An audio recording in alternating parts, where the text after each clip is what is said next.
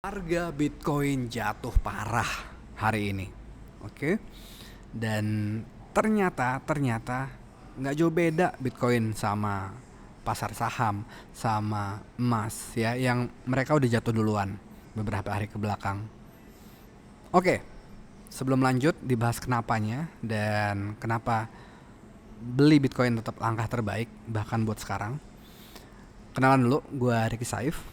Gue pengen banget bantu Indonesia buat maju. Caranya apa? Dengan memperbanyak orang-orang Indonesia, perusahaan Indonesia, organisasi di Indonesia yang menyimpan menabung Bitcoin. Jawabannya simple. Karena ini adalah uang masa depan. Harganya nanti bakal naik, bakal dijadikan uang ekspor impor, ya, transaksi antar negara. Oke. Lanjut sekarang ke bagian inti opini gue ya dari awal ya.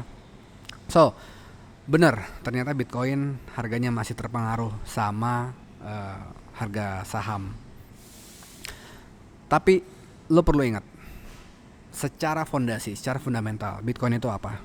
Bitcoin itu adalah uang, ya. Dia bukan aset investasi sebenarnya, dia adalah uang. Sekarang harganya naik, makanya dilihat sebagai aset investasi, ya. Dia lagi nyari harga realnya Bitcoin itu berapa, dan itu masih jauh, ya, masih jauh di atas. Makanya sekarang lagi naik ke arah sana dan rasanya jadi seperti aset investasi. Tapi dia bukan aset investasi, itu yang ditulis sama penciptanya. Bitcoin itu apa? Bitcoin itu adalah uang, alat tukar. Oke? Alat tukar yang apa? Alat tukar yang kebijakan moneternya, ya, kemunculannya gitu, batas supply-nya itu nggak dipengaruhi oleh seorang manusia pun.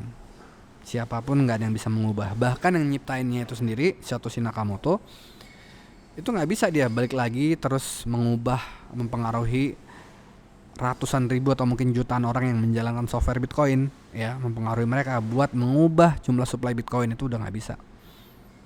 Oke? Nah, kalau nggak ada satu orang pun yang bisa mengubah, artinya apa? Nggak ada satu negara pun yang bisa mengubah.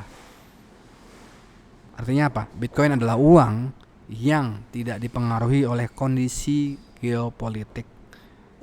Dan itu yang persis terjadi sekarang baru-baru ini. Kenapa harga Bitcoin jatuh? Karena Donald Trump memberikan tarif, ya, tarif yang besar, menghambat perdagangan global. iPhone bakal mahal. Untung kalian yang udah beli duluan. Oke? Nah, kondisi tersebut membuat negara-negara makin tidak saling percaya, ya. Membuat mereka mungkin bertransaksi sama kelompok-kelompoknya sendiri. Gitu. Dan artinya apa? Nggak ada satu negara pun yang dijadikan superpower, yang uangnya dipercayai, ya, yang dijadikan acuan, gitu, sehingga yang lain bisa bertransaksi dengan damai. Era itu udah selesai. Oke? Nah, di kondisi tersebut, apakah negara-negara, ya, perusahaan-perusahaan global akan berhenti bertransaksi? Jawabannya enggak. Sekarang udah bukan abad pertengahan, gitu. Sekarang buat hidup kita butuh resource atau sumber daya di benua sebelah. Oke? Nah, dulu bisa bertransaksi dengan nyaman pakai dolar. Nah, sekarang di kondisi ini, kondisi di mana makin saling tidak percaya, bakal ada kemunculan kebutuhan akan uang yang bisa dipercaya, yang nggak ada hubungan sama sekali sama satu kerajaan atau satu bangsa atau satu negara pun. Dan uang itu apa? Sekarang Bitcoin. Cuman Bitcoin. Koin-koin lain itu punya figur pemimpin, punya figur pencipta, pengatur, pengarah.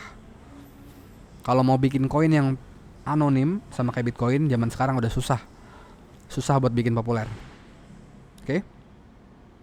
Nah, di kondisi ini sebenarnya Bitcoin justru makin dibutuhkan.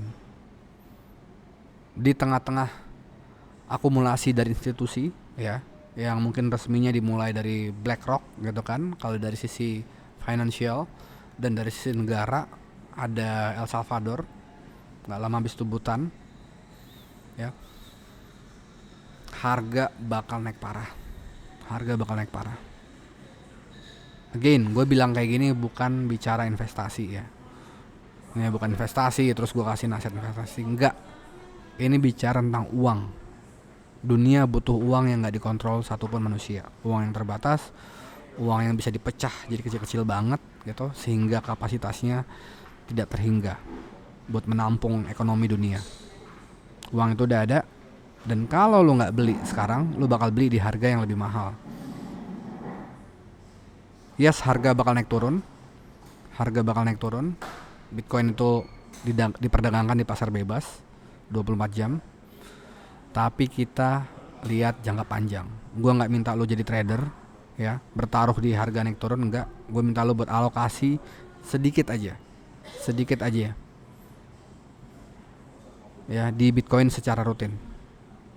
Lo akan menyelamatkan diri lo, dan secara keseluruhan lo bakal menyelamatkan Indonesia. Karena negara yang maju adalah yang aktor-aktornya ya, orang-orang di dalamnya itu punya banyak Bitcoin. Bonus, lo bakal bantu melawan riba. Oke, sekian dari gue, dari Saif. Sampai jumpa di video berikutnya. Gue bakal sharing tentang berita-berita terbaru di dunia Bitcoin. Dan gue juga ngajarin orang-orang buat jadi Bitcoin treasurer.